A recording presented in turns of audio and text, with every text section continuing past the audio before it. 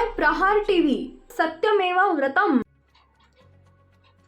भोंदूबाबा अशोक खरात प्रकरणामधील चौकशीसाठी थेट उपमुख्यमंत्री एकनाथ शिंदेंना बोलवावं अशी मागणी उद्धव ठाकरेंच्या शिवसेनेचे खासदार आणि मुख्य प्रवक्ते संजय राऊत यांनी केली आहे। पत्रकारांशी चर्चा करताना राऊतांनी ही मागणी केली आहे। एवढ्यावरच न थांबता खरात हा सरकारचा माणूस असून त्याच्या पाठीशी 40 आमदार आहेत असं राऊतांनी सत्ताधाऱ्यांवर निशाणा साधलाय।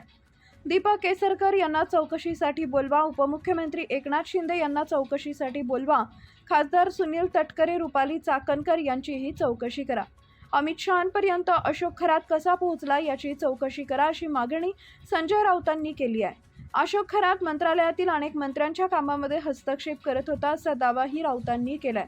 एकनाथ शिंदे यांना अशोक खरातकडे नेणारे दीपक केसरकर होते असंही राऊत म्हणाले।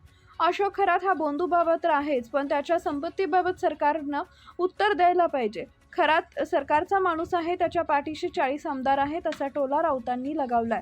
महाविकास आघाडी सरकारमध्ये खरातच्या संस्थेच्या मंदिराला पाणी देणं चुकीचं आहे, पण गुन्हा कधी झालाय? आता सरकार कोणाचं आहे? जयंत पाटील यांनी जर पाणी दिलं असेल तर ते का चुकीचं आहे? असा महत्त्वाचा मुद्दा हा आहे की महिलांचं शोषण झालं हा अत्यंत महत्त्वाचा मुद्दा आहे असं राऊतांनी म्हटलंय। ट्रायडंट हॉटेलमधील शिक्षण विभागातील सर्व बदल्या आणि बडतर्फी अशोक खरातच्या नेतृत्वामध्ये होत्या असा दावाही राऊतांनी केलाय। छगन भुजबळ म्हणतात की गॅस टंचाई राज्यामध्ये आहे। मुख्यमंत्री देवेंद्र फडणवीस म्हणत आहेत की सर्व काही बरं आहे। सर्वात पहिलं लॉकडाऊन होणार आहे, गुजरातच्या लोकांना माहीत पडलं, मग गॅससाठी सर्वात मोठी रांग गुजरातला पाहायला भेटतीये। देवेंद्र फडणवीस यांना गुन्हा दाखल करायचा असेल तर गुजरातवर गुन्हा दाखल करा, कारण तिथूनच अफवा पसरवल्या जात आहेत।